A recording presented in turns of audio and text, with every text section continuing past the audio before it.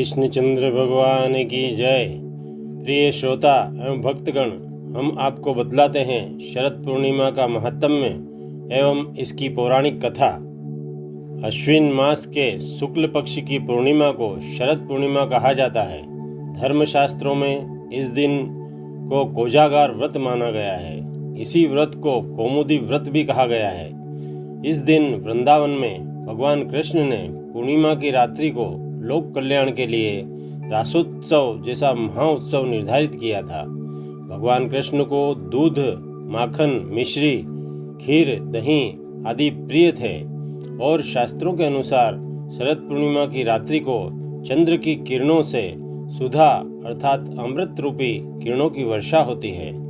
इस रात्रि को चंद्रमा की किरणों में रखा हुआ दूध, दही, खीर, माखन आदि अमृत के समान कई औषधियों से परिपूर्ण हो जाता है तथा इस रात्रि को मानव पर जब चंद्रमा की किरणें पड़ती है तो उसकी देह के कई पाप, रोग आदि नष्ट हो जाते हैं। हमारे सभी धर्मशास्त्रों में इस दिन और विशेषकर रात्रि को भगवान विष्णु को खीर, दूध, दही, माखन, मिश्री आदि गाय के दूध से बने हुए सभी प्रकार के मिष्टान्न और पकवानों का भोग लगाया जाता है। इस विधान का अत्यंत महत्व है। इस दिन चंद्र की चांदनी में भगवान को विराजमान कर उन्हें श्वेत वस्त्र आभूषणों से श्रृंगार करने का विधान है, जो मनुष्य के लिए मोक्ष और कल्याण का दाता है।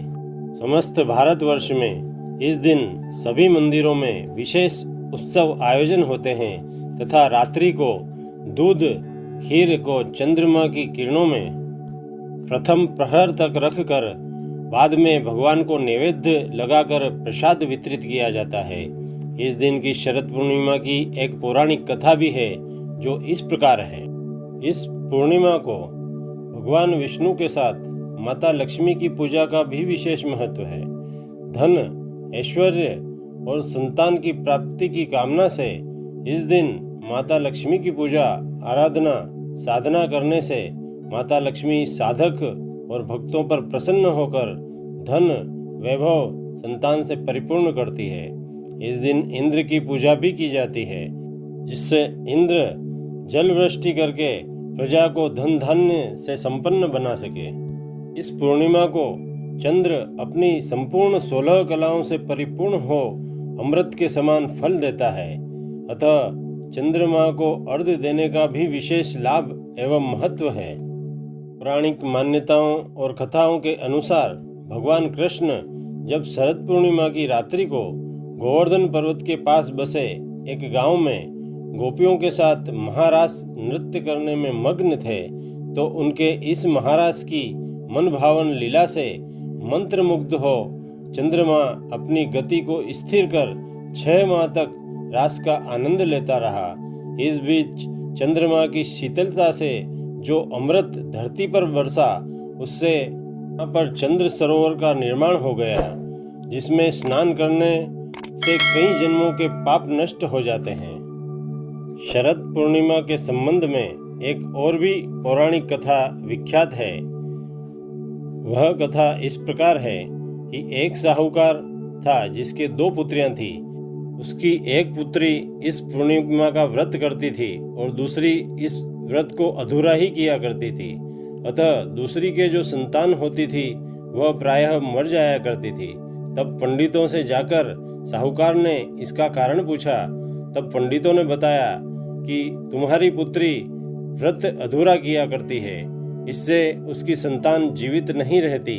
इतना जान लेने पर साहूकार ने अपनी पुत्री को समझाया और व्रत का महत्व बतलाया कि व्रत अधूरा करने के कारण ही तुम्हारी संतान जीवित नहीं रहती, इसलिए व्रत को पूर्ण श्रद्धा और भक्ति से पूर्ण रीति रिवाज के साथ किया करो, तब तुम्हें इसका शुभ फल अवश्य ही प्राप्त होगा और तुम्हारी संतान जीवित रहकर दीर्घायु को प्राप्त करेगी। साहूकार के इतना बतलाने पर उसकी वह पुत्री अपना व्रत पूर्ण श्रद्धा के साथ पूरा करने लगी, किंतु कुछ समय पश्चात जब उसके एक पुत्र हुआ तो पुत्र होते ही तुरंत मृत्यु को प्राप्त हो गया।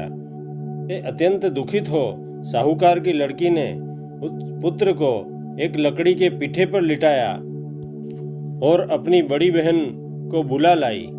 जब साहूकार की बड़ी पुत्री उसके मृतक पुत्र को देखने के लिए आई तो उसकी साड़ी के पल्लू के छू जाने मात्र से ही उसका पुत्र पुनः जीवित हो उठा।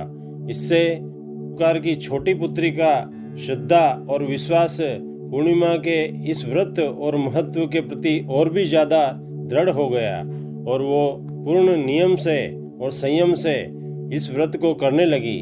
तभी से यह व्रत जन आस्था का आधार बन गया। यह सत्य घटना और कथा द्वापर युग की है, अतः उस समय से देवलोक के देवों में तथा मनुष्य लोक अर्थात पृथ्वी लोक पर उस काल में अगाध आस्था और भक्ति के साथ पर्व के रूप में मनाया जाने लगा, जो युगों बाद आज तक कलिकाल अर्थात कलयुग में पूजा और मनाया जा रहा है। इति श्री द्वापर युगे कृष्ण कालखंडे शरद पूर्णिमा व्रत कथा समाप्त।